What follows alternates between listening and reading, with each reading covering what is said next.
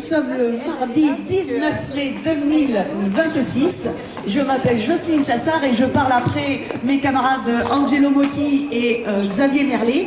Et je me suis placée devant ce bâtiment que vous voyez derrière moi parce que c'est quand même l'endroit que monsieur Angelo Motti a choisi pour nos petits discours aujourd'hui.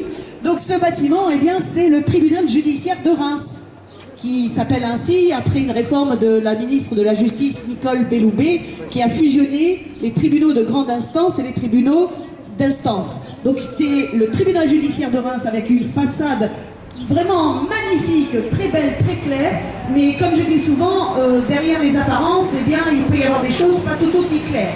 Voilà. Donc dans ce tribunal, il y a un monsieur dont je vais vous parler dans quelques minutes, qui s'appelle François Schneider, qui est l'actuel procureur de la République près le tribunal judiciaire de Reims. Et lorsque je suis venue avec monsieur Merlet il y a environ une demi-heure, eh bien, monsieur Schneider marchait sur le trottoir à côté de nous. Et je vous assure que je me suis retenue pour ne pas lui lancer « Monsieur Schneider, bonjour, je vais vous assaisonner tout à l'heure, soyez tout oui ». Voilà, donc je me remets maintenant sous l'auvent de ce magasin de Reims qui s'appelle Foot Locker, parce que comme il fait une petite pluie de temps en temps, ben, on est mieux à l'abri. Et donc je vais vous parler de certains dysfonctionnements judiciaires. Alors, comme mon camarade Xavier Merlet, je suis fonctionnaire. Vous me connaissez un petit peu si vous connaissez ma chaîne YouTube Canal Jacques. Mais je ne vais pas reparler vraiment du harcèlement moral dans l'éducation nationale parce que j'ai déjà fait des dizaines de vidéos là-dessus. Je vais juste vous contextualiser rapidement par rapport à mon collègue Xavier Merlet. Donc moi je suis professeur documentaliste, professeur en documentation dans l'éducation nationale depuis 1991. Donc ça veut dire que je suis enseignante depuis plus de 30 ans. Et malheureusement, avec l'expérience, j'ai compris que j'étais devenue une trop bonne enseignante. J'étais trop cultivée, trop investie, trop expérimentée, j'étais pluridisciplinaire et donc j'ai compris, malgré moi, que je pouvais faire de l'ombre à des collègues. Et je pouvais aussi devenir un danger vis-à-vis de certaines chefs d'établissement qui auraient bien voulu que je me soumette, comme Angelo et Xavier, les cheffaillons, les cheffaillonnes aiment bien des gens soumis, mais effectivement, moi, je ne me soumets pas non plus. Donc, rapidement, depuis 2016, que je suis dans l'Académie de Reims, eh bien, j'ai subi et combattu deux harcèlements moral professionnels. Alors, le harcèlement moral, comme l'a dit aussi Xavier Merlet, ça, pour moi, ça a consisté à de la placardisation. Et placardisation, ça veut dire tout simplement, comme je suis enseignante, ça veut dire m'empêcher de faire toutes les activités pédagogiques avec les élèves que j'avais l'habitude de faire depuis les débuts de ma carrière. Et donc, dans le collège de l'Argonne, dans les Ardennes, en 2016-2017, et dans le collège de Suippes, dans la Marne, à partir de 2018, eh bien, il y a deux cheffaillonnes, chefs d'établissement, avec soutenus par une cabale de personnel qui s'était mise d'accord avec les chefs d'établissement. Donc, j'ai subi de la placardisation, empêchement de faire mes activités pédagogiques, de la diffamation, c'est-à-dire que les personnels se sont concertés pour, dans mon dos, écrire contre moi des textes mensongers et diffamatoires, de l'ostracisation, c'est-à-dire que ces personnels ne voulaient plus travailler avec moi, et donc j'étais isolée à l'intérieur de l'établissement, et finalement, pendant tout l'automne 2018, eh bien, j'ai tenu bon, alors que la cheffaillonne, les professeurs jaloux et la rectrice de l'Académie de Reims auraient bien voulu, comme pour mon collègue Xavier qui a parlé tout à l'heure, auraient bien voulu que je tombe malade et auraient bien voulu que je sois placée en congé de longue maladie d'office. Donc j'ai tenu bon et il a fallu, à ce moment-là, pour la rectrice de l'Académie de Reims, passer à la vitesse supérieure. Donc elle a fait contre moi ce qu'on appelle une voie de fait, dans le droit administratif, c'est-à-dire que le lundi 14 janvier 2019, sans me prévenir, elle a fait envoyer de Reims à Suippes, elle a fait envoyer une escouade de 6 personnes. Il y avait le DRH du rectorat, son chargé de mission, la secrétaire générale de la DSDEN de la Marne, il y avait 3 3 membres de l'équipe mobile de sécurité du rectorat de Reims, c'est-à-dire 3 vigiles du rectorat de Reims. Et il y avait la cheffaillonne du collège de Suippes qui s'appelle Valérie Richard. Donc ces 7 personnes sont rentrées dans le CDI et j'ai été en quelque sorte séquestrée, parce que Angelo Motti a parlé de séquestration aussi tout à l'heure en prison. Donc moi j'ai été séquestrée pendant 1 heure dans le CDI, j'étais toute seule et heureusement, la Providence a voulu que lorsque j'ai appelé au secours mon avocate qui était dans son cabinet à Paris, eh bien elle a décroché immédiatement et donc elle est restée avec moi au téléphone pendant 3 quarts d'heure. Et au bout de 3 quarts d'heure, le DRH qui dirigeait le petit traquenard, eh bien, il m'a permis de discuter sans témoin avec mon avocate. Et mon avocate m'a dit, Madame Chassard, vous avez déjà demandé à 2 gendarmes de venir, mais les 2 gendarmes se sont rangés du côté du DRH. Donc là, vous risquez de péter les plombs. Donc je vous conseille de faire ce qu'ils veulent, c'est-à-dire vous rendez les clés du CDI et vous quittez le collège. Et puis vous demandez à être emmené par les pompiers à l'hôpital de Châlons-en-Champagne. Et c'est ce que j'ai fait. J'ai suivi les conseils de mon avocate, qui s'appelle Alice Lerat, et qui m'assiste depuis 2017. Et donc, j'ai été emmenée par les pompiers à l'hôpital de Châlons-en-Champagne. Donc ça, c'est le contexte. Et rapidement, à la suite de cette expulsion, eh bien, la rectrice de l'Académie de Reims a fait contre moi, en mai 2019, un conseil de discipline totalement irrégulier, avec actuellement 14 vices de procédure, dont le plus éclatant est la fabrication d'un faux matériel dans mon dossier administratif. C'est-à-dire que, avant le conseil de discipline, le DRH du rectorat de Reims, qui s'appelle Cyril Bourgerie, et qui est responsable de la tenue de mon dossier administratif, il a décidé d'accrocher, d'agrafer, sans m'en informer, à une page de mon dossier, c'est la page numéro 737, il a décidé d'agrafer plusieurs documents sans m'informer, sans me consulter. Et c'est doublement illégal parce que premièrement, on n'a pas le droit de manipuler un dossier administratif puisque tous les papiers sont rangés dans l'ordre chronologique et numérique. Et deuxièmement, il l'a fait sans m'en informer. Et je l'ai découvert en fait 2 ans plus tard, en 2021. Donc ce conseil de discipline a abouti à une révocation, comme pour mon camarade Xavier. Cette révocation qui a eu lieu en août 2019, je l'ai fait annuler une première fois en 2021. Et le ministère a pris contre moi une 2e révocation. Et cette 2e révocation, malheureusement, parce que, comme je l'ai dit souvent, les juges administratifs que j'ai rencontrés sont des prévaricateurs, c'est-à-dire qu'ils sont complices, ils sont remplis de partialité, ils se rendent complices du rectorat de l'Académie de Reims et de leurs responsables délinquants. Eh bien, cette 2e révocation, pour l'instant, elle est réputée définitive, mais je vais tout faire cette année et les années prochaines pour obliger le Conseil d'État à ouvrir une procédure en révision. Mais comme nous sommes devant le tribunal judiciaire de Reims, je vais vous parler maintenant de l'aspect pénal. À partir du moment où j'ai compris que la cheffaillonne du collège des Ardennes allait me placardiser, eh bien j'ai déposé une plainte pénale. Le 1er juillet 2016, j'ai déposé dans une gendarmerie de Vouziers dans les Ardennes une plainte pénale pour harcèlement moral professionnel. Cette plainte pénale, ainsi que toutes celles que j'ai déposées depuis, je l'ai adressée au procureur de la République. Alors, il faut bien savoir qu'est-ce que sont les procureurs de la République. En gros, ce sont des espèces de préfets judiciaires.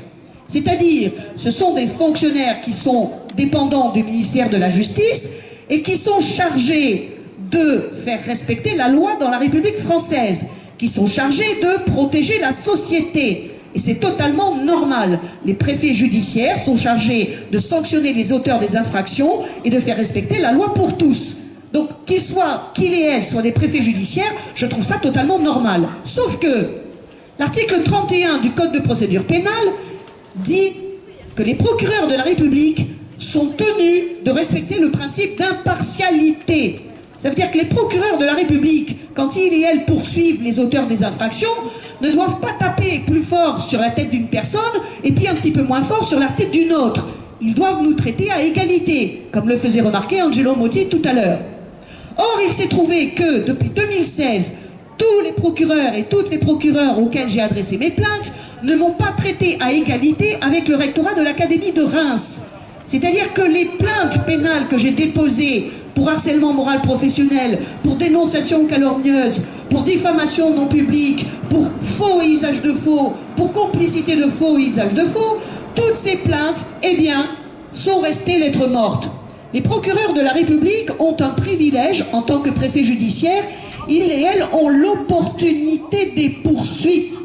C'est-à-dire que ces gens, lorsque ils et elles reçoivent des plaintes, regardent si la plainte est bien formulée, regardent s'il y a des éléments concordants, regardent éventuellement s'il y a des preuves, et à ce moment-là, ils et elles peuvent diligenter une enquête préliminaire.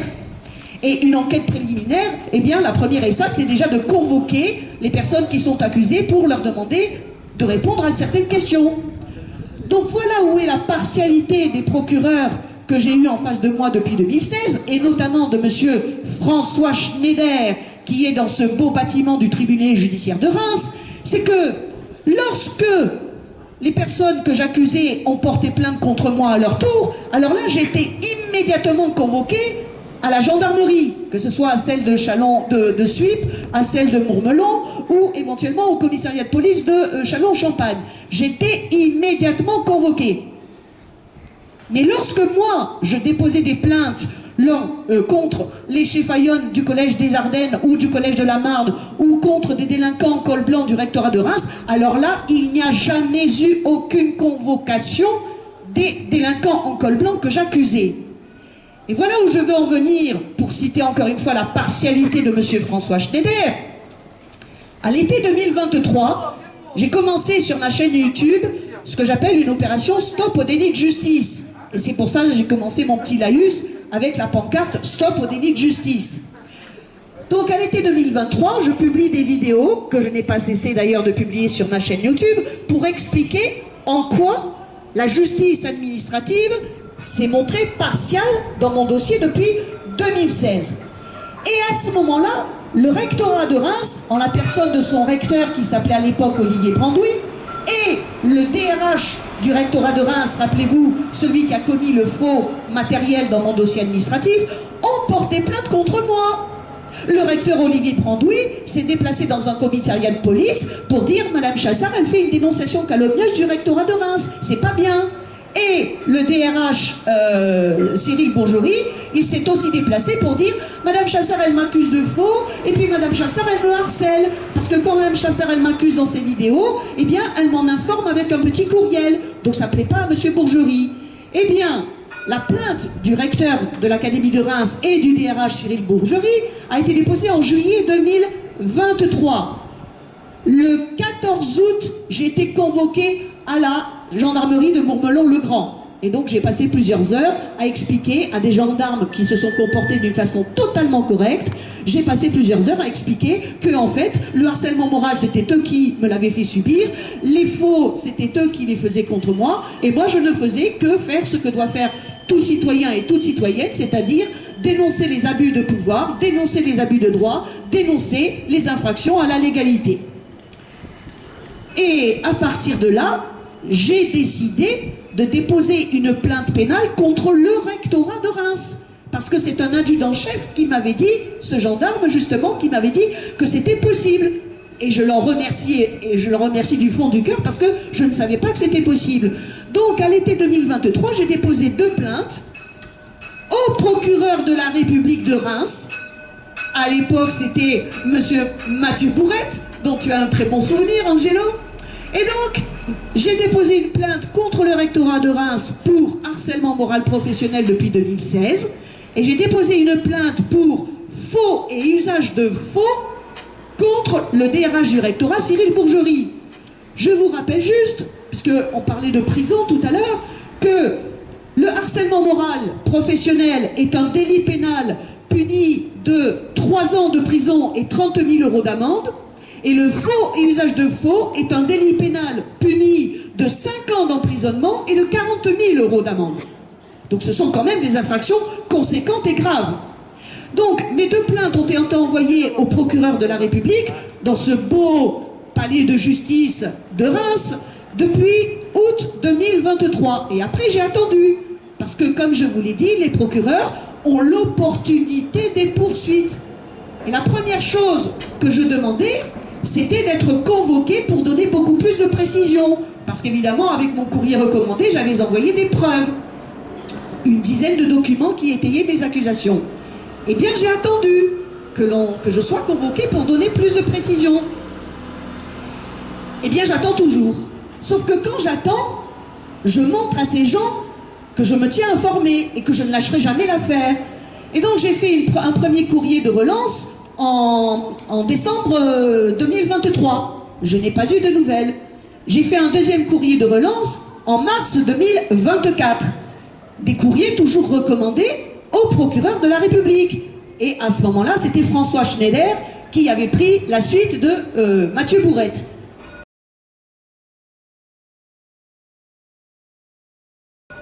Et en novembre 2024, j'ai reçu un courrier, non pas du procureur de la République François Schneider, parce qu'il était peut-être trop occupé dans son bureau, mais de sa collègue, la procureure de la République au tribunal judiciaire de Châlons-en-Champagne, que je connais bien aussi, et que j'accuse aussi de partialité. Et qu'est-ce qu'elle me dit, Madame Annick Brown, la procureure de la République à Châlons-en-Champagne? Elle me dit, Madame, comme vous habitez dans ma circonscription, en quelque sorte, c'est moi qui vous réponds au lieu de Monsieur Schneider. Et qu'est-ce qu'elle me dit? Ne vous en faites surtout pas, Madame Chassard, on a bien reçu vos plaintes. Et écoutez bien, c'est écrit noir sur blanc dans son courrier que, évidemment, j'ai gardé bien précieusement. Les enquêtes sont en cours suite à vos plaintes. Les services de gendarmerie compétents ont été dûment relancés. Ce courrier date du 24 novembre 2026. Il est signé de la procureure de la République Annick Brown qui m'écrivait de la part de François Schneider, procureur de la République à Reims. Donc ça, c'était en novembre 2024. Eh bien, je n'ai toujours eu aucune nouvelle. Et en mars 2025, j'ai de nouveau fait une relance. Toujours à Monsieur François Schneider. Et je n'ai pas de nouvelles jusqu'en février 2026. En février 2026, je reçois un avis de classement sans suite. Alors je pense que vous connaissez toutes et tous ce qu'est un classement sans suite. Ça veut dire que le procureur de la République, qui a l'opportunité des poursuites, a dit « Oh bah la plainte de Madame Chassard, il n'y a rien, il n'y a pas d'infraction, c'est pas assez caractérisé, donc poubelle ». C'est ça un classement sans suite. Et donc je reçois cet avis de classement sans suite en février 2026, sauf qu'il est daté du 13 octobre 2025. Ça veut dire que le papier, il est resté 4 mois dans le bureau du procureur de la République. Alors il faut bien comprendre pourquoi. Pourquoi il y a ce retard à me répondre. Parce que quand vous déposez une plainte et que vous recevez un avis de classement sans suite de la part des procureurs de la République, vous avez un droit. Parce que si nous sommes là, Xavier, Angelo et moi, c'est aussi pour dire qu'en tant que citoyennes et citoyens de la République, nous avons des droits et qu'il faut absolument les connaître pour justement lutter contre les abuseurs de droit. Eh bien, vous avez le droit de demander le dossier de procédure. Et c'est ce que j'ai toujours fait lorsque j'ai reçu des classements sans suite. Et pourquoi c'est important d'avoir le dossier de procédure? Parce que comme ça, vous pouvez vérifier s'il y a eu ou pas des actes d'enquête. Voilà. Et donc, rappelez-vous, j'avais reçu en novembre 2024 un courrier de la procureure collègue de M. François Schneider qui me disait « Les enquêtes sont en cours, les services de gendarmerie ont été dûment relancés. » Donc moi, quand j'ai reçu cet avis de classement sans suite en février 2026, eh bien, j'ai immédiatement envoyé un petit courriel au bureau d'ordre du tribunal judiciaire de Reims pour demander la copie du dossier de procédure. Parce que je voulais vérifier s'il y avait eu ou non des actes d'enquête, au minimum la convocation des personnes que j'accusais, c'est-à-dire le recteur de l'Académie de Reims et le DRH du rectorat Cyril Bourgerie. Eh bien, le bureau d'ordre du tribunal judiciaire ne m'a pas répondu.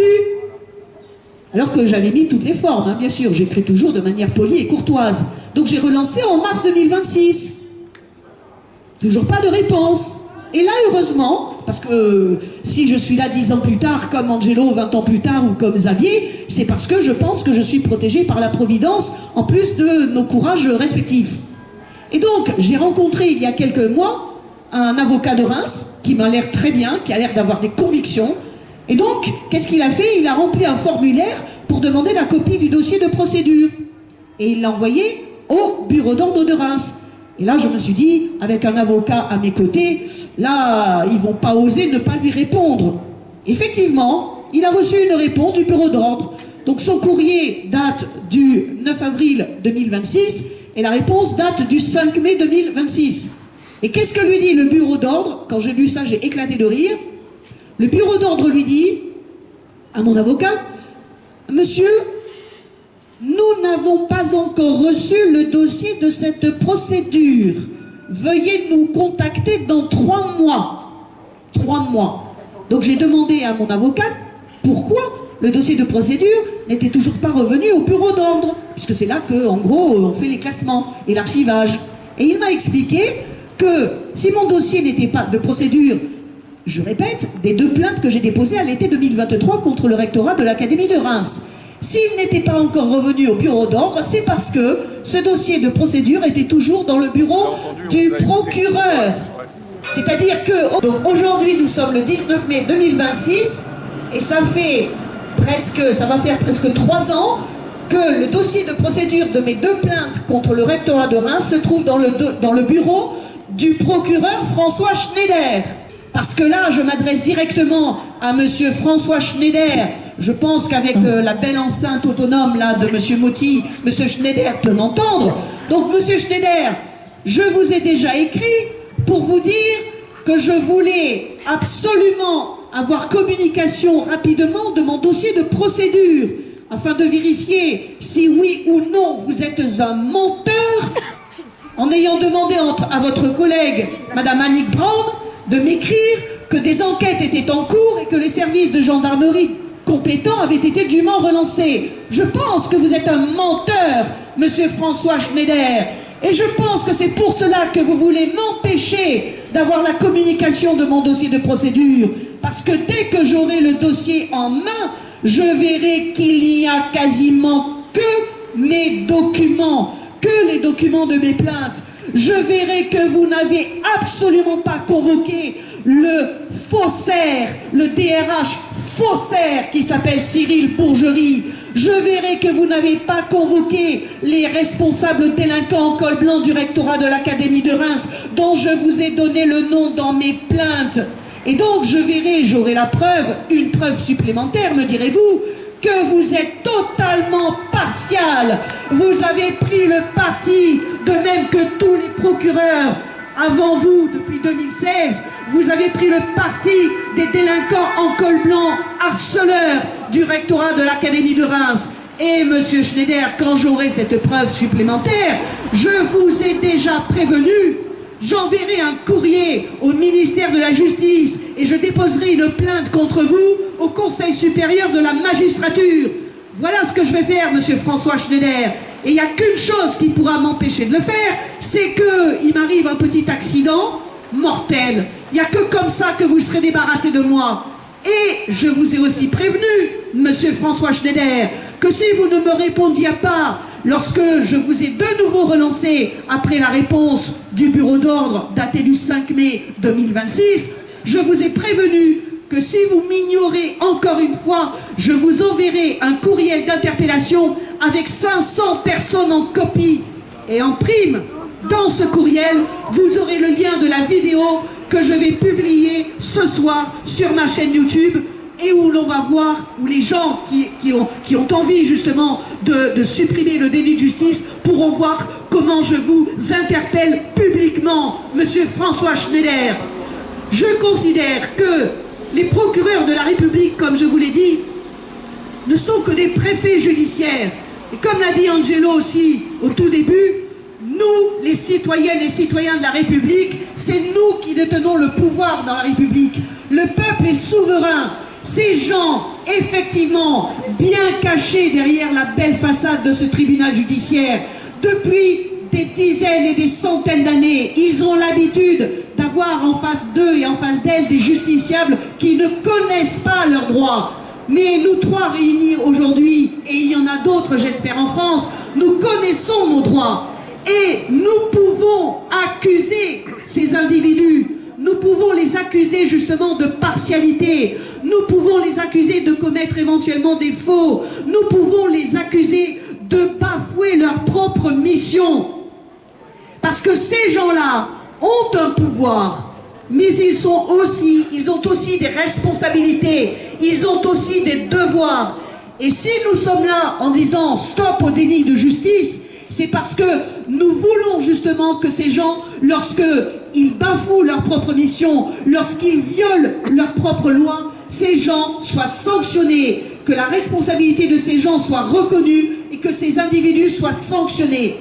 Donc, encore une fois, je termine mon petit laïus en souhaitant à M.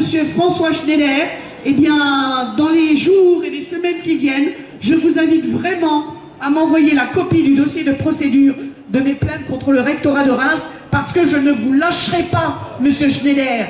Et plus vous tardez, plus vous me donnez de billes pour dire que vous êtes un procureur partial et qu'en plus, vous risquez vraiment d'être un menteur. Ciao, M. François Schneider. À bientôt.